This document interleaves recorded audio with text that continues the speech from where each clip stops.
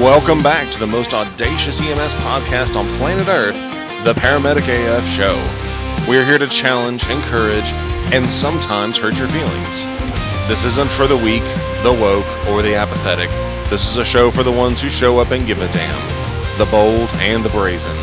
So stand up, stay vigilant, and enjoy the show. Hey guys, welcome back to the Paramedic AF Show. Surprise! We're on video now, or at least we're trying it. Gonna see how it goes. Hopefully our phones hold up and actually record everything the way they're supposed to. What? Stop. Hi, I'm Michelle. Now you get to see us in our full glory. We did try and clean up for you guys, so it's fine. Cool. Well, today's 9/11.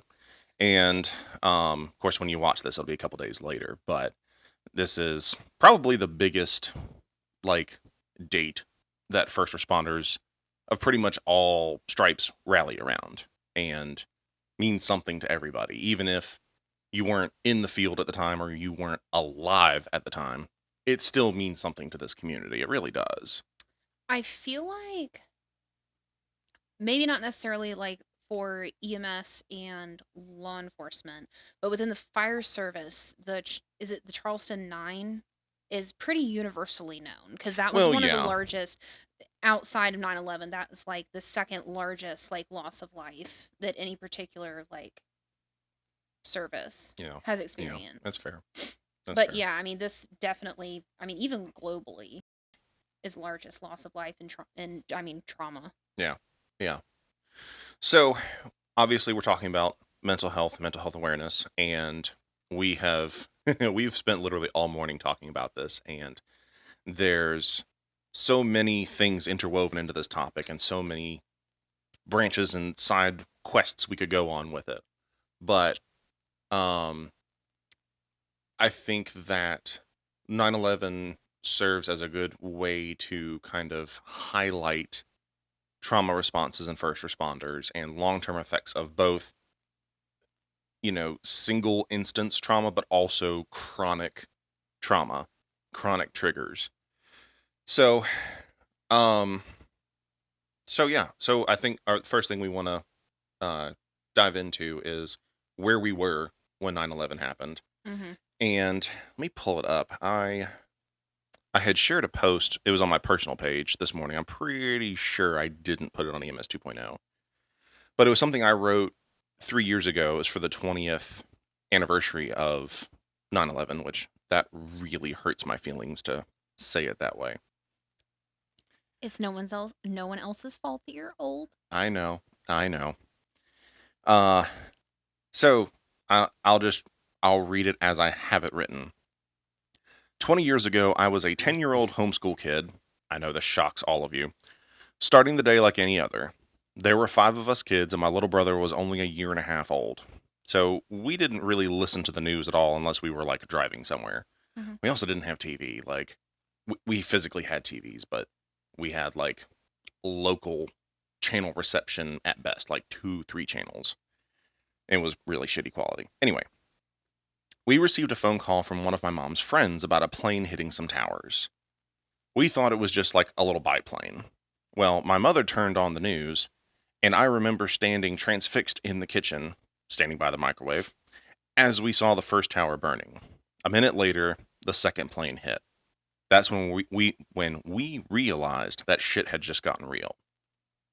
Then we heard about the Pentagon strike. A dear friend of ours was a general at the time who worked at the Pentagon.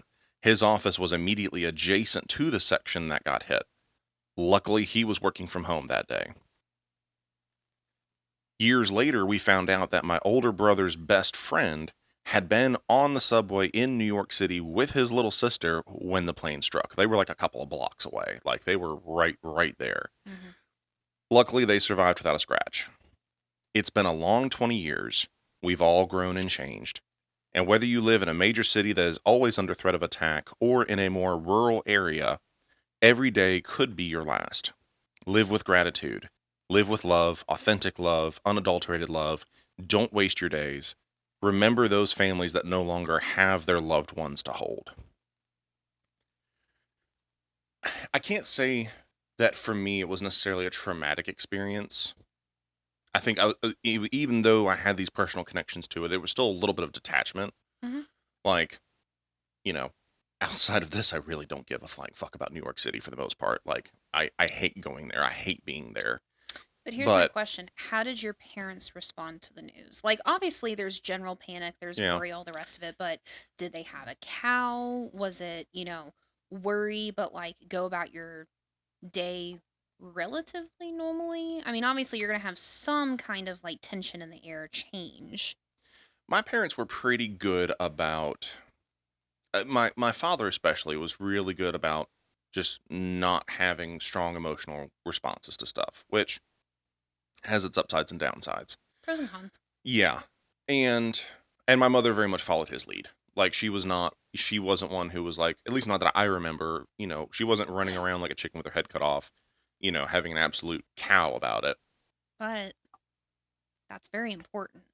Well, yeah. And I mean, I know that there were lots of phone calls made about our friends that, worked in and near the Pentagon, the ones that, we did know that lived closer to the Twin Towers. Like we there was that kind of general response, but there wasn't like I guess my parents were very good at appreciating historical events when they happened and making sure that we actually took it all in. I mean, it sounds a little weird, but you know, like growing up, if the Trump assassination attempt had happened while I was at home, that would have been like a stop everything. We're going to sit and absorb all of this. So, whereas for our kids it was just like, "Oh, who's he? Okay, cool." Like, Well, wait, Kaylee knows who Trump is. I mean, Declan's so young; he's just like toys. but there wasn't the like appreciation of the gravity of it, which Yeah, we're not a highly political family, so we don't keep the kids low, engrossed in current events like that or you know what I'm saying. that's They not in that. general they're not keeping up with politics Yeah, the way that we did growing up. Like, that's not why I was laughing. oh god. Um but I remember it very vividly, but it was a little bit scary, but like also we grew up around the DC sniper.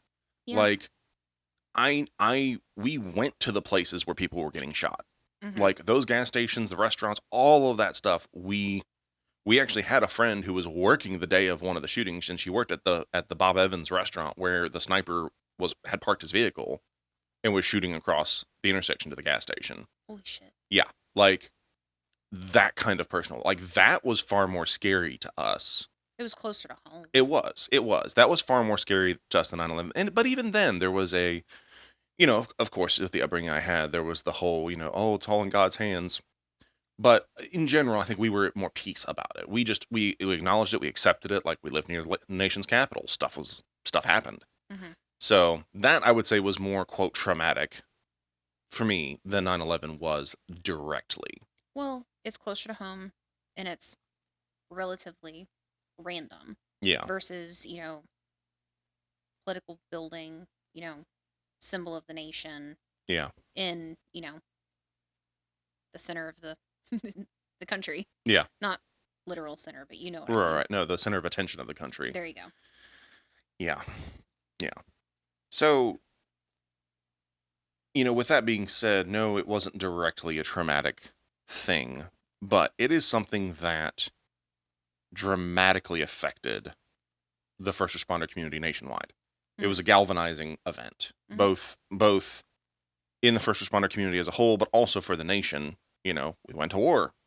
Shortly after that, there was it was a lot, but that was something that it wasn't until years later that people started, voicing conspiracy theories, whatever. And we're not getting into that. Like, I personally believe that it's incredibly disrespectful and incredibly inappropriate to talk about the conspiracy theories of 9/11 on 9/11. Like, have some fucking respect for the people that actually lost loved ones that day. Like, that's not important right now. You can talk about that 364 days the rest of the year, but today, no, we're not doing that.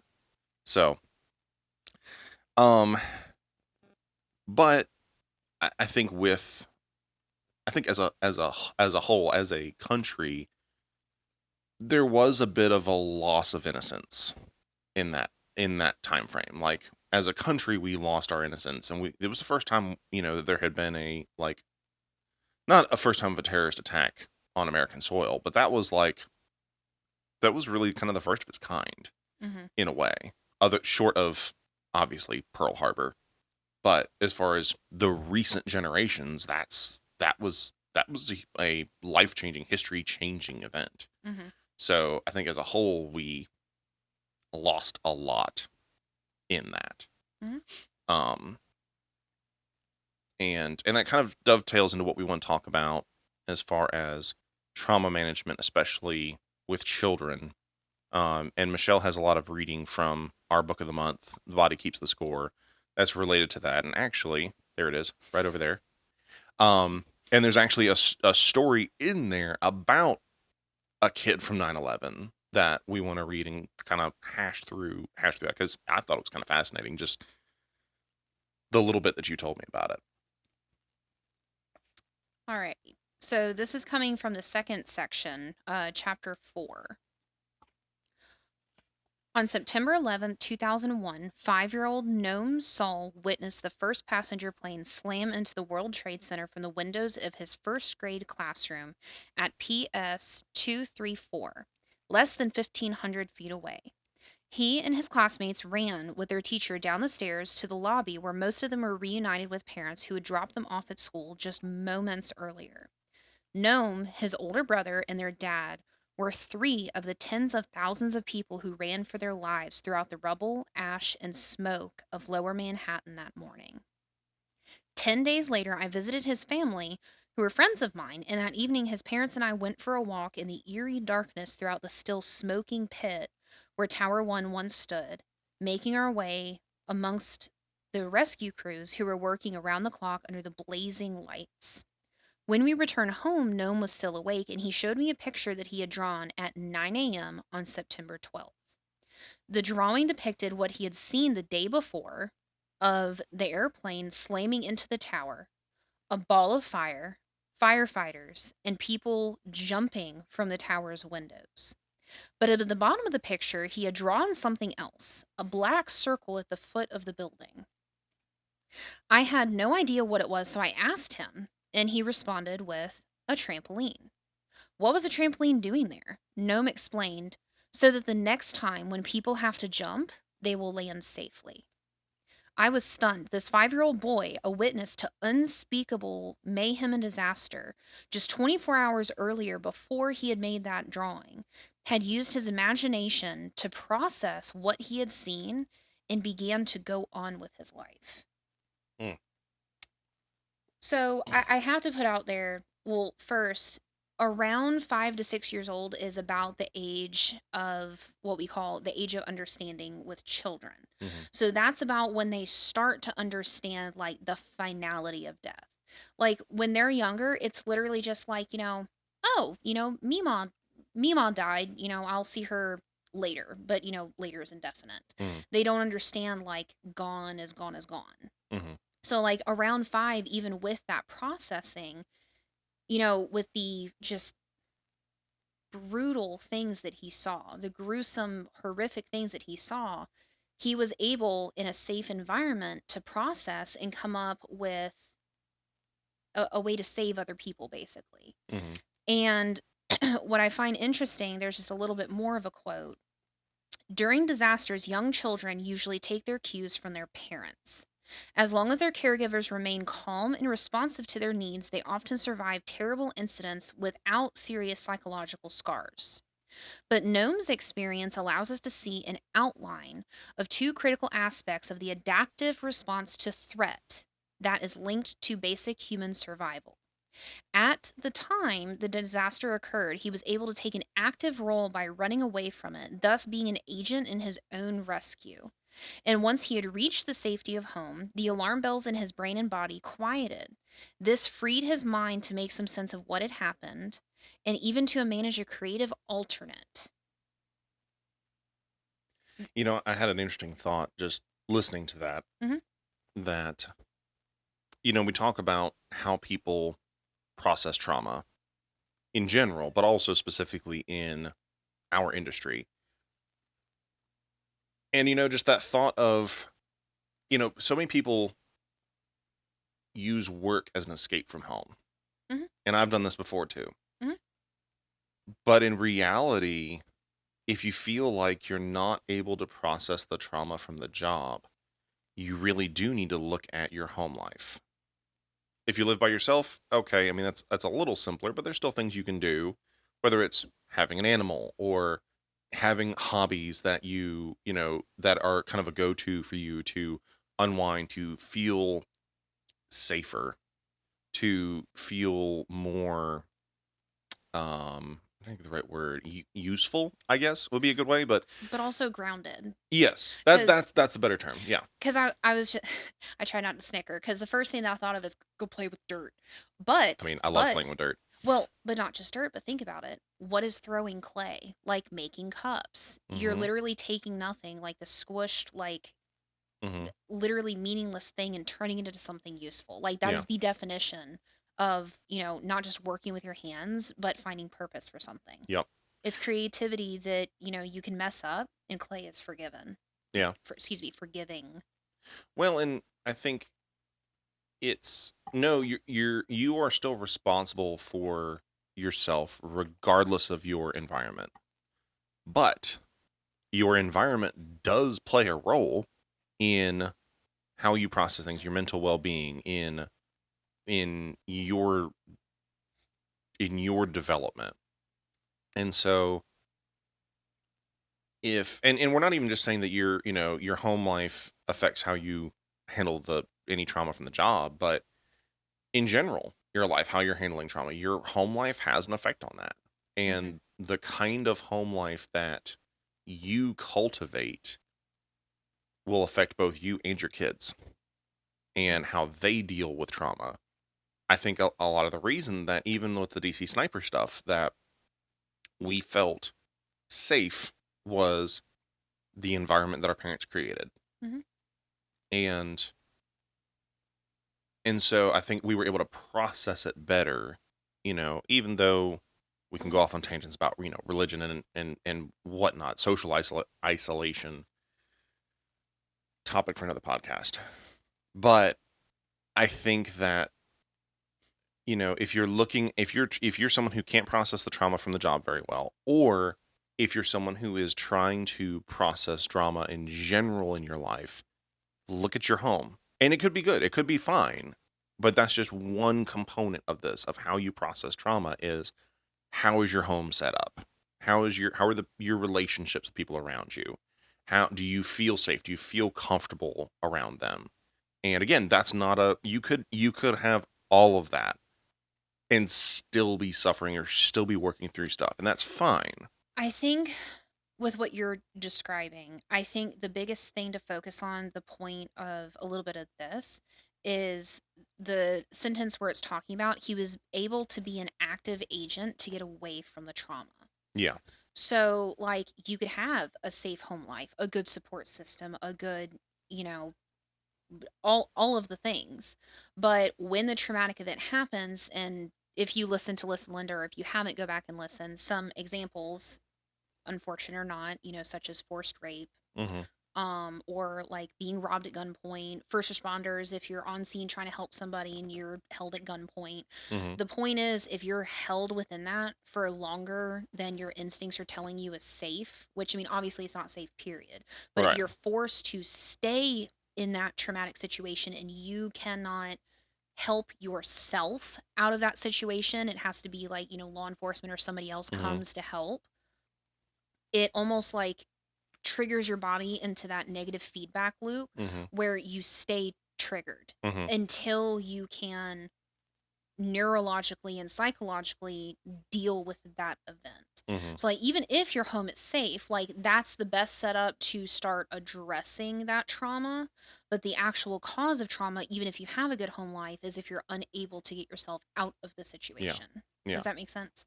Which is something that ultimately, in some way, shape, or form, I would say does fall on each of us as our responsibility. I guess more so as adults. I mean, kids are still developing. Mhm. Like you need to want to get out of it, Because there's a lot of people that want to use their trauma as a crutch, as an excuse, as a Victim mentality. yes. So you need to want to fix it before it's going to get fixed. There's no way around that. Well, and even if you want to fix it, it's the analogy that I used is like learning a second language or another language, set of skills as a child is not easy, but they can do it more fluidly Mhm. versus doing it as an adult is going to be significantly harder. It's not impossible, Yeah. but you can want to do better.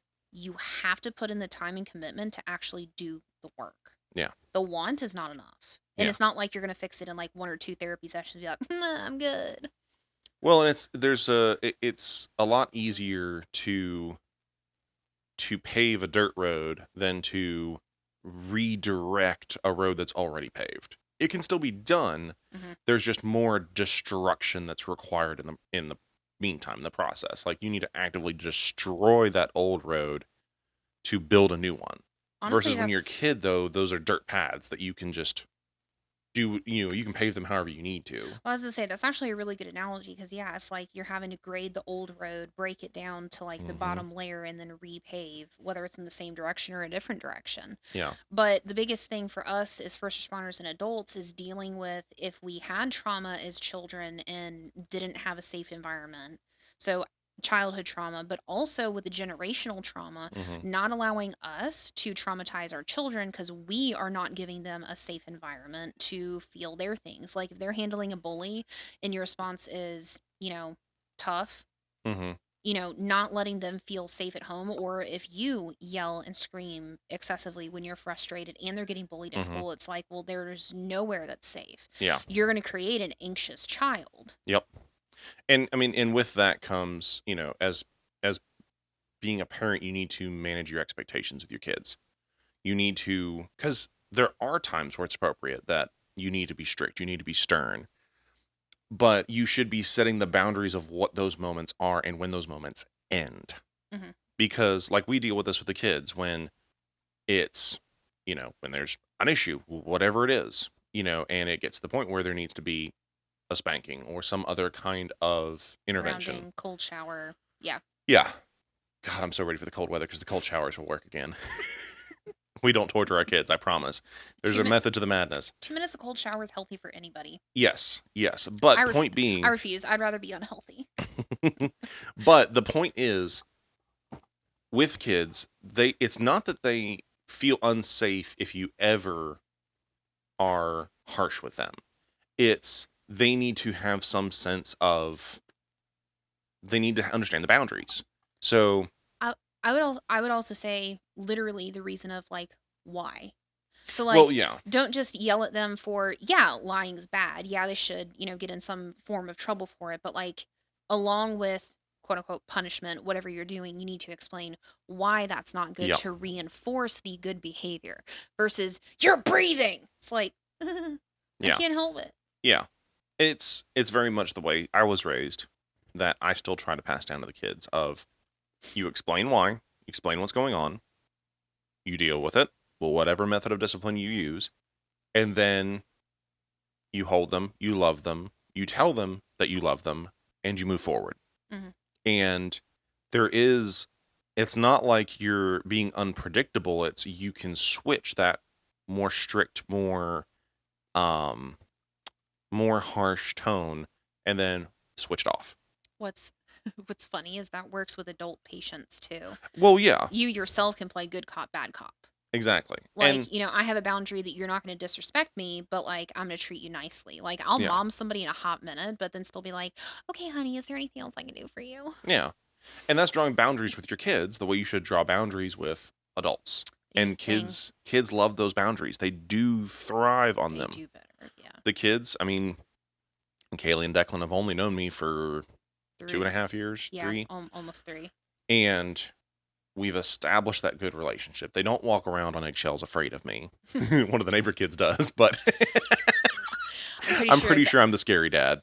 I'm Um, pretty sure they're just well, anyway, feral, but but um, but the kids don't walk around scared of me because there's that balance of all right, there's a problem, we deal with it, it's done. So that's part of creating that self safe environment for your kids is having clear boundaries. And as adults and managing our mental health, that is something that we need to do too. I was gonna say, we need to have boundaries with ourselves. Yeah. Like, if you know that you're getting overstimulated, agreeing to go out drinking with friends that night is not a good boundary, Yeah. especially if drinking is a coping mechanism. Hmm. I would argue not to drink at all, but if you're gonna drink and you're already overstimulated, stay home and drink. Yeah. Like, Yeah. safely, by yourself, feel your feelings, because if you're already overstimulated, it's just gonna be worse. Yeah. I mean, it's just gonna be much worse. So, like, you still have to have boundaries amongst yourself, Yeah. which I think a lot of people struggle with, not just with Hmm. other people, but with yourself, Yeah. especially Yeah. with people pleasing. Yeah. Yeah. And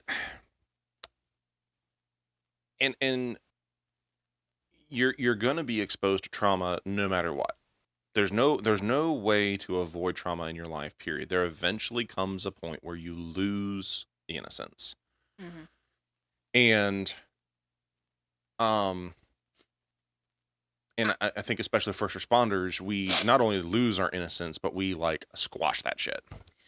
Well, and I think it's important to acknowledge that with every loss of innocence is a significant time in your life. Yeah. Like, let's say you were, raised in an abusive household. Like, yeah, you had a loss of innocence, you had to grow up young and all the rest of it, but regardless of that, when you yourself as like a lead provider give your first death notification, Hmm. you know, bringing hurt, even though, you're not directly causing it, but bringing that to somebody and just like the sadness of it all, like that's a big deal. And like some people can give death notifications with no feeling at all. I have given an obscene an obscene number of death notifications, especially recently. Um, but there was one, I don't know, a couple weeks ago Hmm. that the family dynamic, like, take us, age us 10 years, and I mean, it was literally the exact same dynamic. And like I could feel like the emotion starting to creep in, like, oh Hmm. my God, this is I mean, even the patient, the guy that died, basically Daniel, uh older Daniel, I mean, had the same body type, had the beard, like the same coloring, like, big monstrous white man. Scary dad.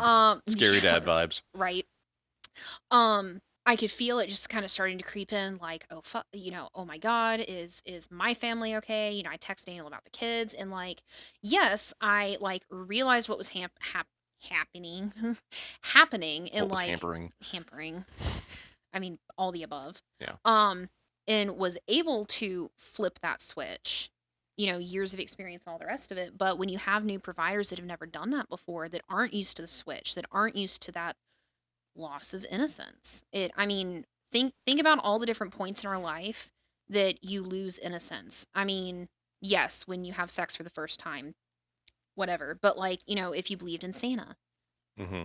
you know, I have heard the argument back and forth. I know this is a slight sidestep, but I've heard the argument back and forth that like telling your kids that Santa's real and like letting them believe in the magic and everything, and then when they get old enough telling, oh, just kidding, it's mommy and daddy, is lying to your child.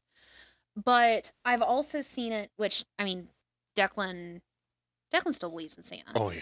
Um, but I think the way I like the other explanation that it was is like there's an innocence in believing in magic, believing in mystical things.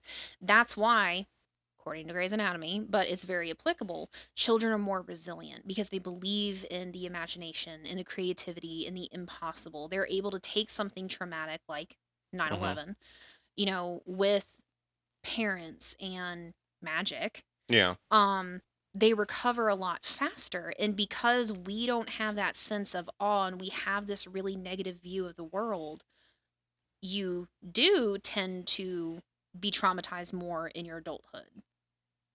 Because I mean, you're losing innocence. Whether it's your first time having sex. If you're the first time you fell in love with somebody that turned into like a narcissistic cheater. Hmm.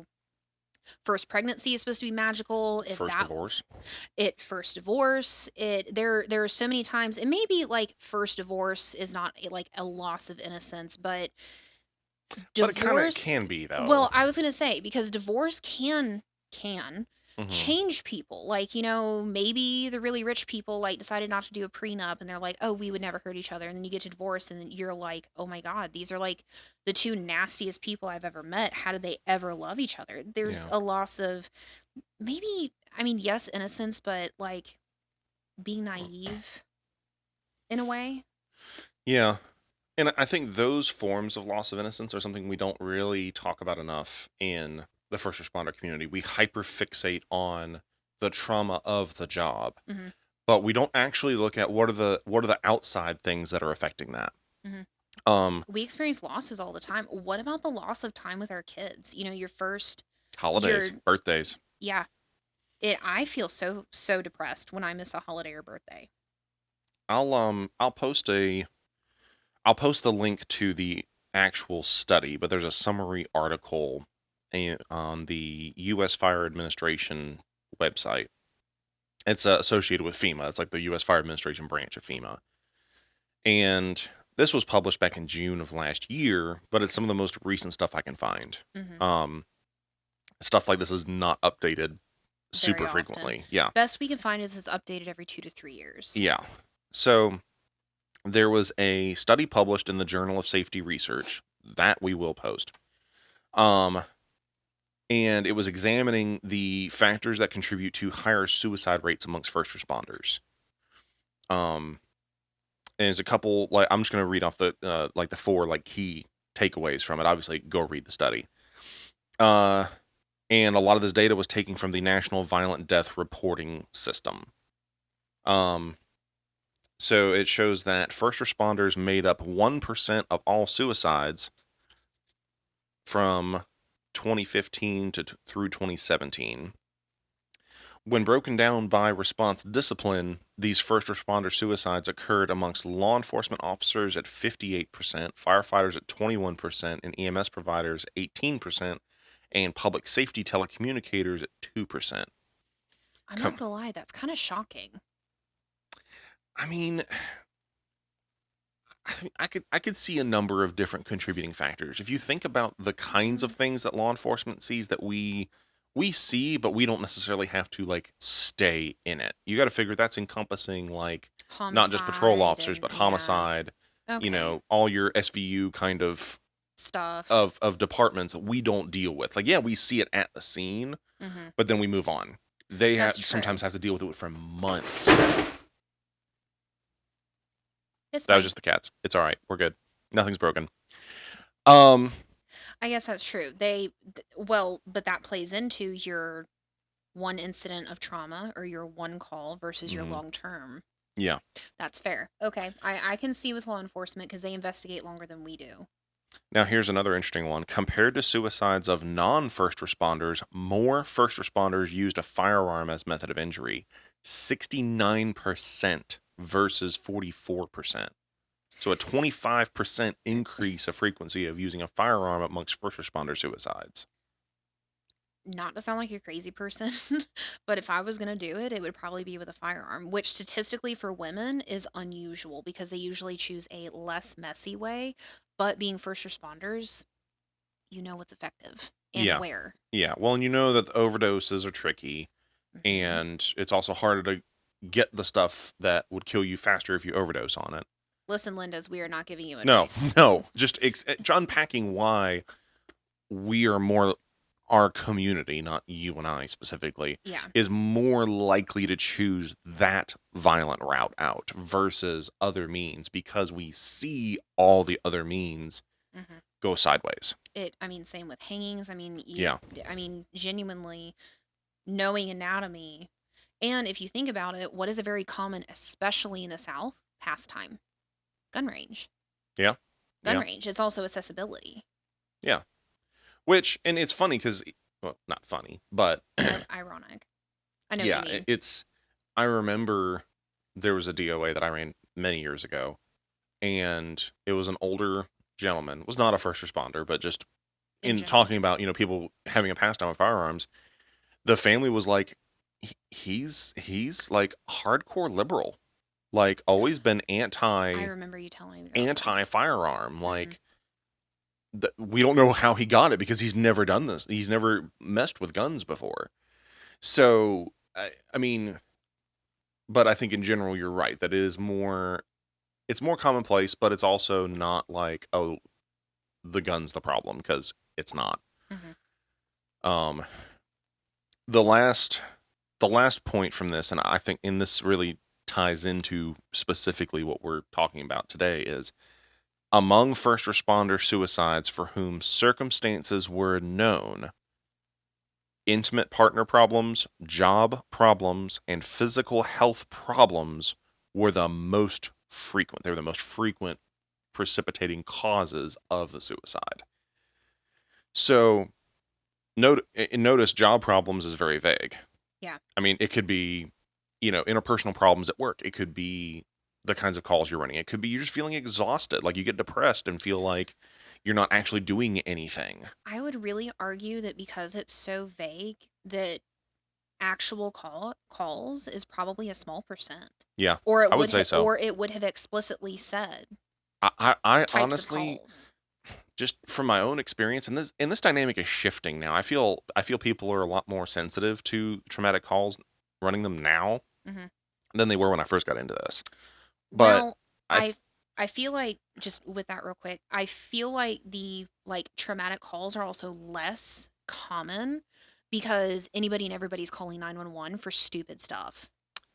Yeah, I mean, I think there's that. I think that I think there was a little more of a spirit of resiliency, and I think in retrospect, thinking about a lot of the people that were more like my role models, to them, most of them were practicing or were beginning to practice as EMTs, firefighters, whatever, when 9/11 happened. Yeah. They were more attuned to that kind of trauma response. Hmm. And so they're just more like, well, this isn't that big of a deal. Hmm. Like, it's not. Cool. Carry Which, on. which we're not trying to say that you should downplay No, no, anything no, no, no. traumatic, but No. I think there's several aspects that play into it because in general, call volume has gone up, but call volume of true critical traumatic calls has not gone up. No, no, Nine not at times all. out of 10, you're running the bullshit toe pain, or, oh, my tummy hurts because I Yeah. had bad Chinese food at 1 o'clock in the morning. Yeah. But I think I think generationally that's where we're seeing a little bit of a dip, Of a shift. is Yeah. there's just a different perspective on the calls Yes. because there wasn't the same traumatic value assigned to them. Hmm. But I But think of those three things listed, two-thirds of them have nothing to do with the job. oh, absolutely. I mean, Well, think about that Facebook post that we saw recently. It was shared by several. I can't remember who the original poster was, but it was a general question to the groups of, why did you, like, if you're no longer in the field, why did you get out? mhm, We were shocked at the number of people that said it had to do with physical health. men- uh, some of it was mental health, but a large majority of them was physical health and interpersonal relations, yeah, like on their family. yeah, I mean, yeah, you had, wages and, issues with calls practical and things. patients and yeah, I mean, you had that mixed in there.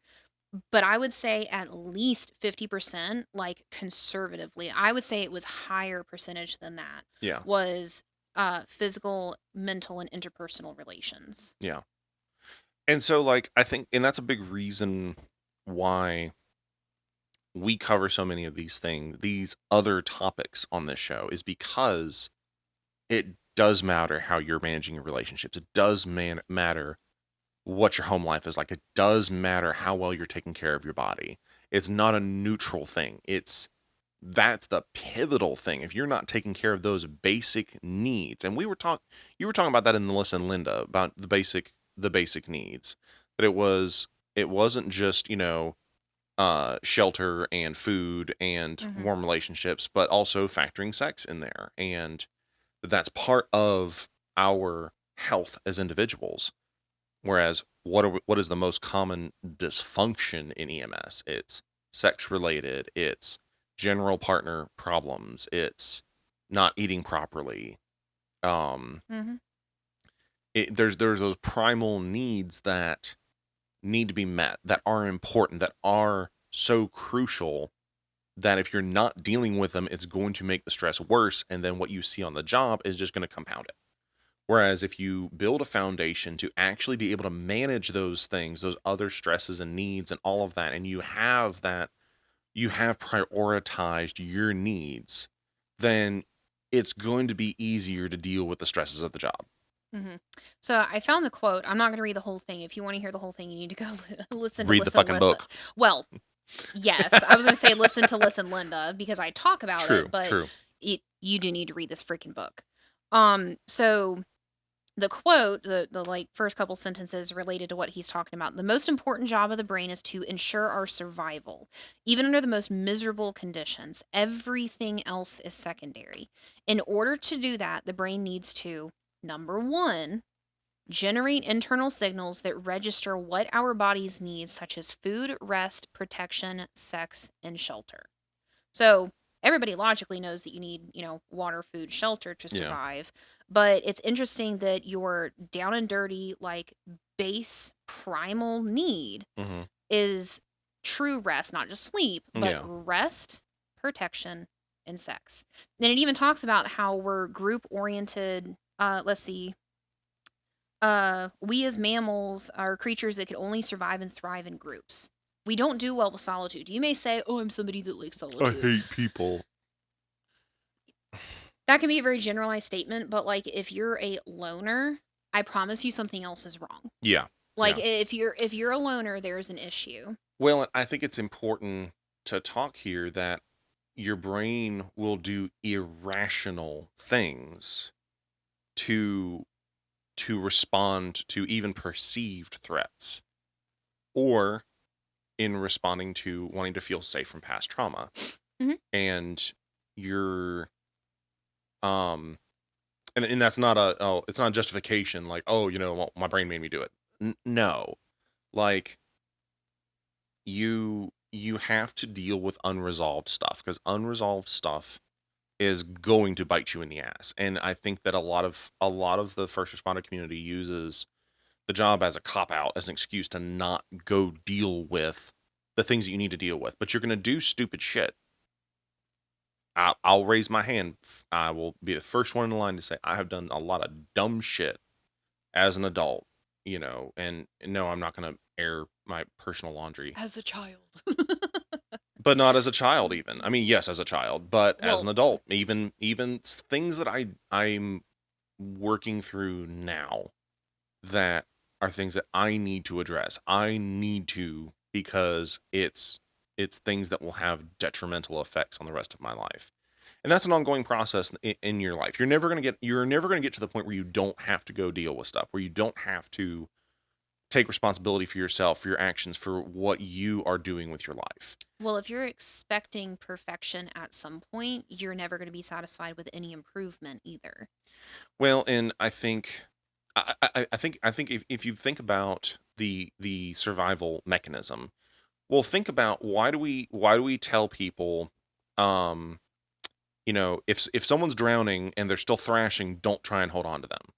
They'll drown you as well. Exactly. Hmm. Now, rationally, that person should be like, "Oh, cool, someone's here to help me," but they're not thinking rationally. It Their comes brain is down in, to survival mode. exactly, they're being frantic.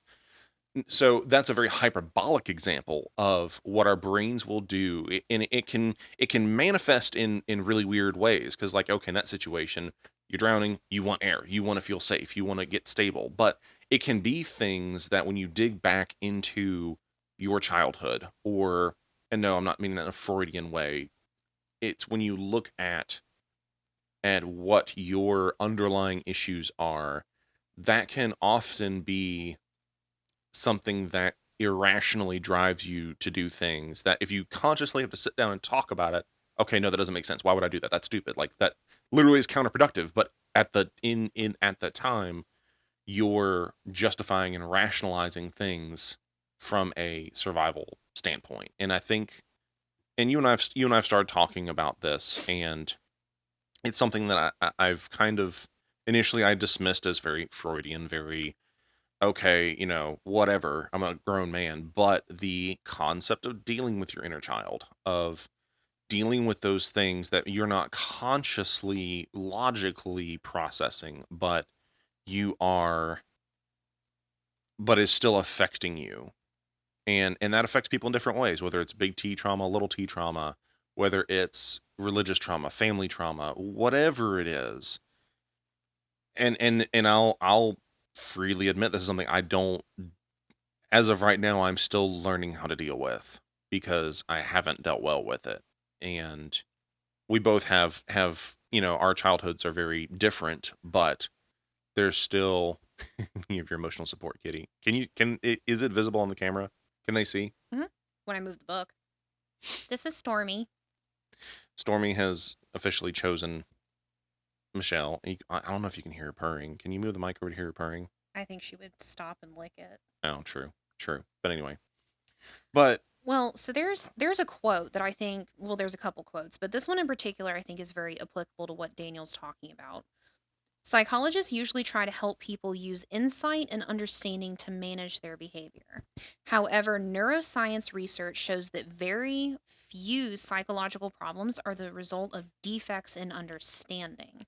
Most originate in pressures from deeper regions in the brain that drive our perception and attention, so like attention seeking. mhm. When the alarm bells of the emotional brain signal that you are in danger, no amount of insight is going to silence it.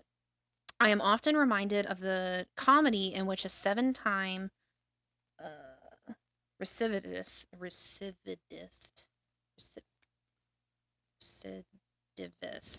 Recidivist. yes, I swap eat some letters.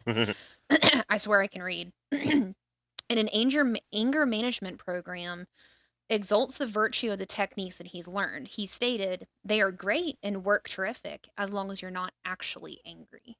Yeah, and and it can manifest when you have unresolved trauma, whether it's quote inner child, past trauma, or chronic adult trauma. Um, Self sabotage is another way that this manifests that we are incredibly good at in public service. Like we are stupid good at that shit. Yeah, Um, especially when things feel like it's going well. yeah, Well, yeah, it's very easy to look a gift horse and again, it's not even a conscious looking a gift horse in the mouth, but it's a there's a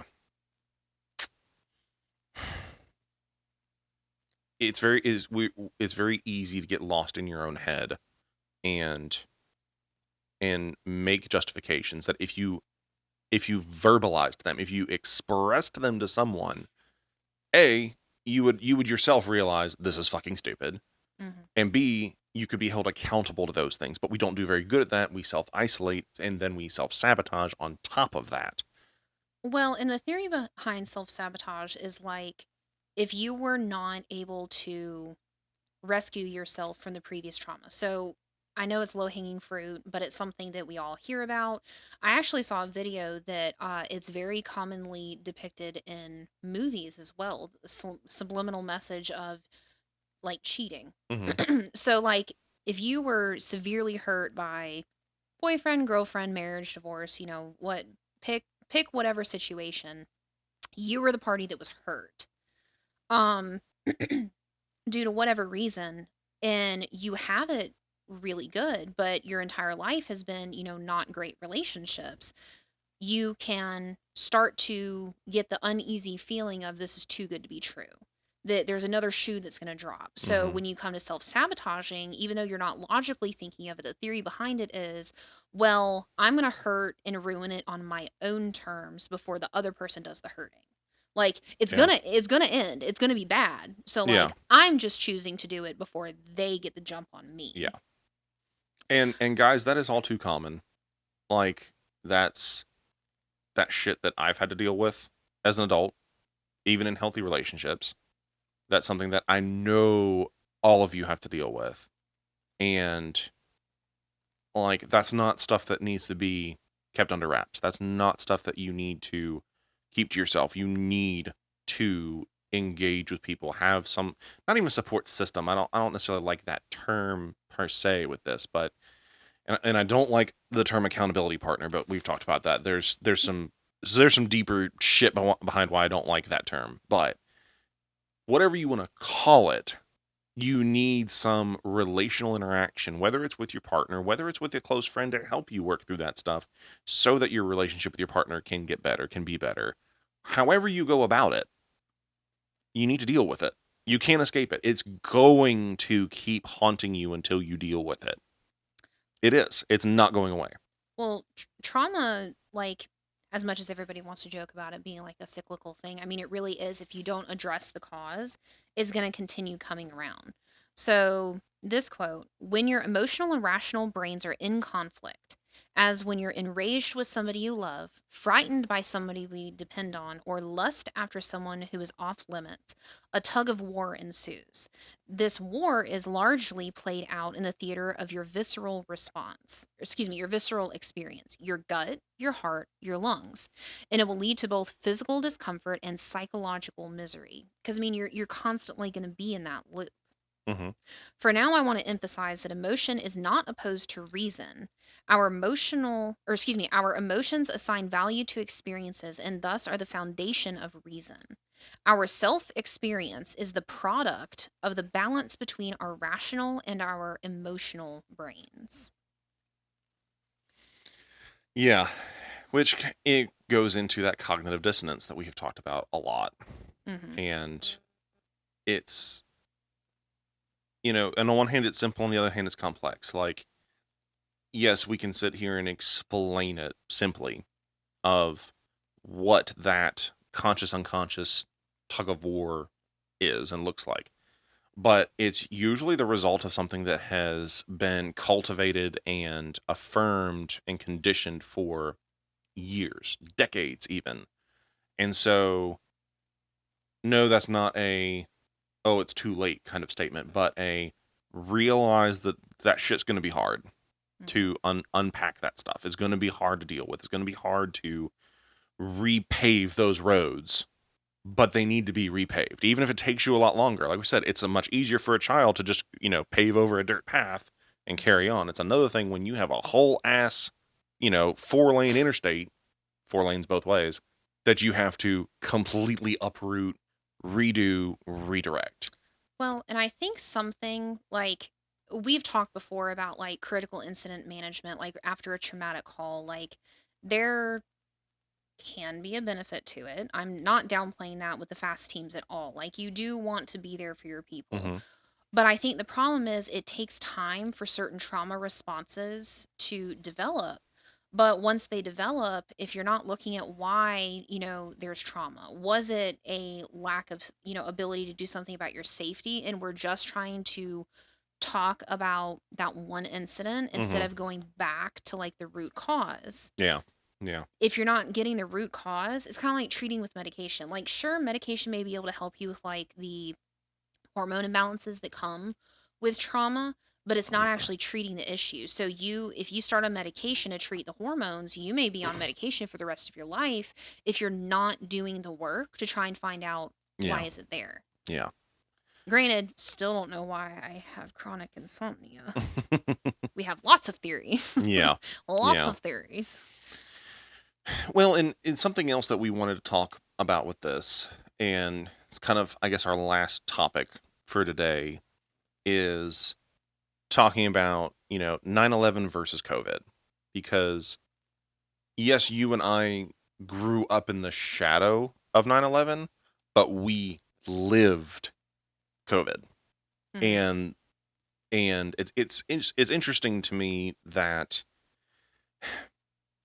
the kinds of, because I remember in the middle of it. I remember those first few weeks. In the middle of COVID or Yeah, yeah, 9/11? yeah. Sorry, in the Okay. middle of COVID, I remember that that feeling of weight, of holy shit, this is history. We are Hmm. literally living in the middle of history, something that I never thought I would ever see or experience.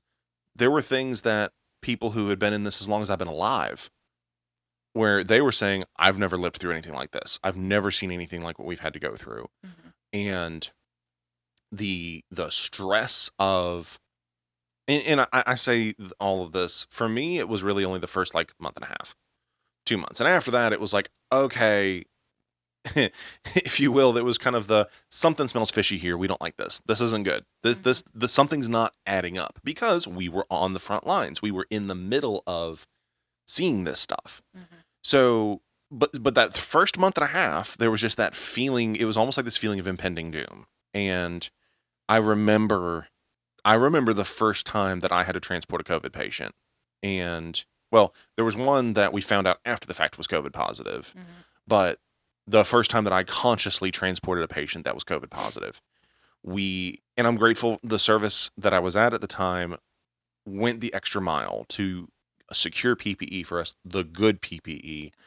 They Actual appropriate Yeah, things. you would not believe the shit we did to the back of that ambulance to protect it. I mean, we literally the entire back of it was plastic wrapped. Oh Like yeah. we covered every fucking thing. Trash bags, like Yeah, yeah. and I mean, wore the all the Tyvek suits and all this stuff, and I still would sit there, and I was the first time I was a little terrified Mhm. because I was like, I don't uh, want to die young. yeah, well, it's just this I don't know. Yeah. It's the anticipation of I have no clue what's going to happen or not happen, Mhm.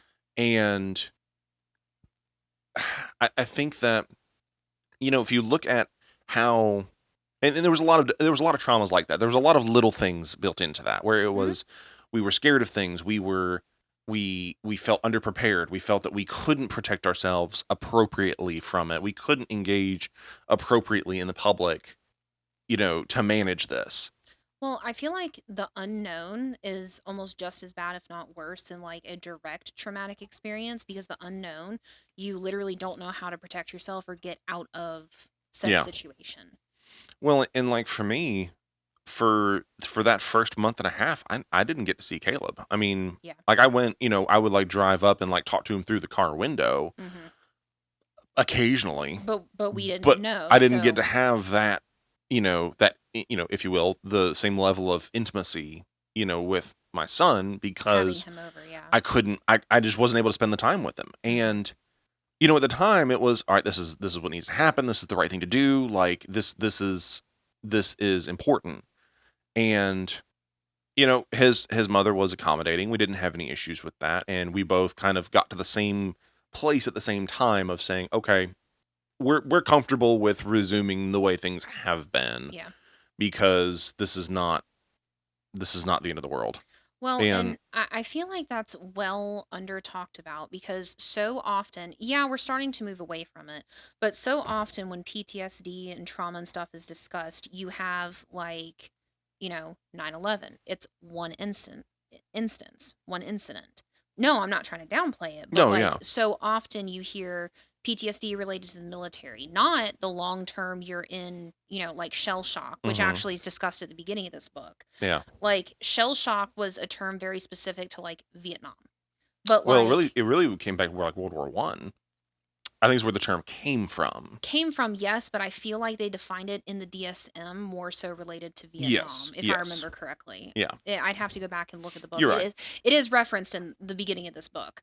But whatchamacallit, they so often talk about it related to like, a convoy bombing. Your friend died in front of you. Like that one traumatic instance, but now more and more research related to not just, the childhood stuff, but the long-term stress, the unknown, Hmm, back with 9/11, public service was treated as essential workers. That hmm, it is a huge big deal that all these people off duty, on duty, everybody was coming in to do things, help people. You had citizens helping citizens, coming yeah. down the streets, all the rest of it. But then when COVID, it kind of came to reality where it's like, yeah, the nurses for the most part, not so much at the beginning, but like as things progress, were treated as essential workers. They had COVID patients long term. That COVID pay though. But did we see any of that? I mean, we saw some stuff, Uh, but like no, no. nothing compared. The And place, that's long-term stress. yeah, the place I was at did have some COVID compensation for employees, but no, it was a fraction of what the nurses were making. They were getting like an extra $100 an hour. Oh yeah, no, it was nothing like that for us. But Yeah. well, I think there's a difference, and this is something that we can unpack more at a later time that I think we really should, which is with 9/11, it was a fixed event. Mhm. and there was a unification. There was a general understanding nationally of coming together, Mhm. both as a nation generally, but also as an industry.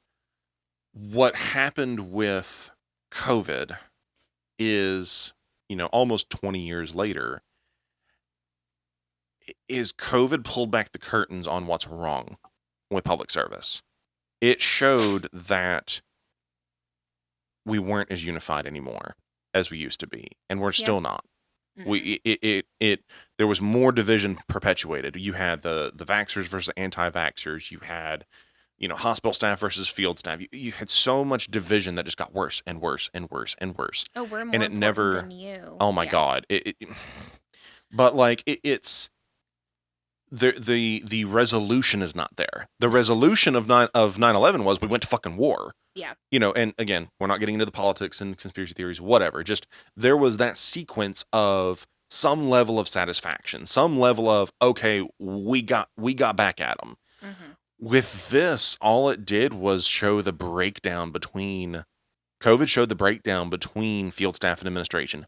Generally, obviously, there's wonderful places that it did bring the people together and management did respond appropriately. And I was very grateful that I was where I was at the time Mhm. because they did do that very well. They did try to look after you. It became a little tyrannical later on. Mhm. Um, I was about to say but the maskers versus the like oh my non-maskers. God, Still to this day, I don't I don't get it. I still occasionally will see somebody driving by themselves in their car with their windows closed wearing a mask, and I'm just like, Yeah, but why? yeah. But I think we don't have that resolution. It's this like, oh, so you really are pieces of shit, and we don't get any resolution to that. We're just expected to keep showing up to work, Mhm. and I say we generically, Yeah. we're just expected to show up to work and like forget that happened, forget that, you know, oh, we really appreciate you. Here's a pizza party. Mhm. Really, that shit's got old. Like, sure, free food's nice, but there was that There's more disconnect. There was to that it. breakdown of something's wrong. Something is really, really, really wrong. Mhm. And it's just gotten glossed over and we're going back to normal. And that's not boding well. And that's why so many people are getting out of healthcare as a whole. As a whole, yeah. And I knew I could tell you, I said it back then, and it has just been proven true that all of healthcare, all of public service has had a mass exodus Mhm. because of that. Not because of COVID, not because COVID was so fucking bad, but because it showed the reality of what was going on. It showed Mhm. what was behind the curtain. Who were the people behind the curtains? And there was no resolution. There was no. Now we're just expected to be like, oh well, we didn't know, so you should be nice to us. No, motherfucker, you were asshats, Mhm. forcing us to do shit, forcing us to mask up, forcing us to take in injections. And yeah, you can always say, oh well, you could always leave. Everywhere was fucking forcing people to do it. Yeah, I mean, And even schools, it wasn't just jobs. I mean, yeah, it was everywhere.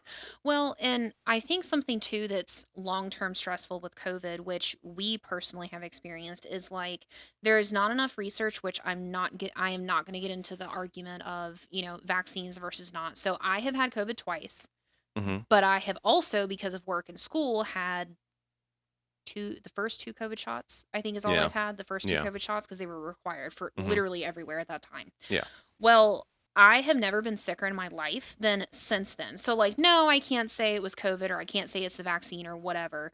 But all I know is I don't have lung diseases. And for the past two years, in December, I have had pneumonia twice. The first time, like, almost killed me. Like, hmm, it, and with the whole, oh, we're going to treat everybody that's COVID positive to moving to, oh, well, only certain people can get the antibodies to oh, if their SpO2, regardless of wheezing, is like above 90, which is below our normal, we are not going to treat it. Like the changes in how we treat patients, it's so hard to keep up with all the policies. hmm, And like I had a COVID patient yesterday where like half the people were like, "Oh, no mask," and the other half of the people were like, "Oh, I'm just going to wear like, a normal surgical mask." Whereas me, who's had like sepsis pneumonia twice, I was like, "Fuck it. This one dude I'm gonna wear an N95 on hmm, because he was diagnosed literally yesterday. Like, yeah, I would like to not have to go to the hospital again this December because of COVID yeah, related to pneumonia. yeah. So I mean that right there is stressful on its own. Yeah, and it's something we need to talk about more. And I really think, honestly, in just in talking about this, I think that COVID specifically, and no, I don't want to beat the drum. Like, yes, COVID's over, but we But do need it. is We it? do There's need it. another variant. Oh no, Hmm. my favorite thing is we're moving away from COVID and it's now monkeypox. Yeah, and everybody's just kind of like, but no, Okay, but but no. all things considered, like what monkeypox is pretty Well, disgusting. yeah, yeah, but I think we should. We'll probably end up with another episode specifically about COVID. Aw, the center of attention now. They might be able to hear her purring now.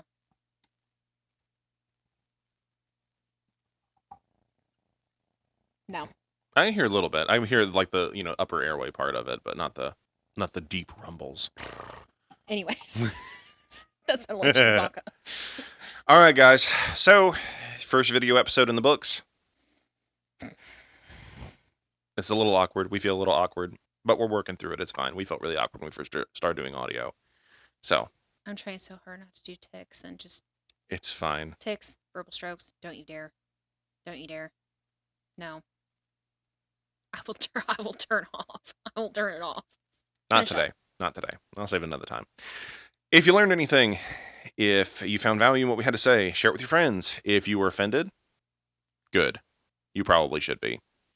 There's going to be a lot more content like this coming out this month. We're really, really, really hitting this heavy. So, as always, go to the EMS 2.0 Discord server.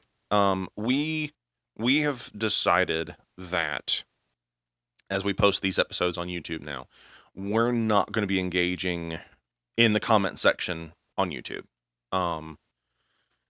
It's not. I've seen it from too many people, too many different shows that it's just not worth it. Well, So and you're gonna have the people that are offended because our content is about them and they're just yeah, gonna troll and be hateful. yeah, And with those kind of people, until they decide that there's a problem with themselves, it's just gonna be a circular thing, yeah, just back and forth and yeah. back and forth. So we're not even going to engage with that. If you want to get in touch with us, the easiest way is to go through the Discord server. You can message us directly. You can message the through the server. However, we're most active there in responding to people. Facebook we will engage on, but we really just try to limit that. So if you have something to say, if you want to challenge something that we have to say, our inboxes are open. Both our personal pages, but also go to the Discord server because eventually I'm gonna probably put a cap on the personal pages too. Mm-hmm. Um, and we try to keep our we share stuff to our personal pages, but we try to draw some separation of our personal page is our personal page. So you got something to say, come at and say it, and we'll engage with you. But we're not going to get involved with trolls. We're not. So be a bro, share the show. I think that's all we got for you guys. Yeah. Cool. All right. Bye, guys. See ya.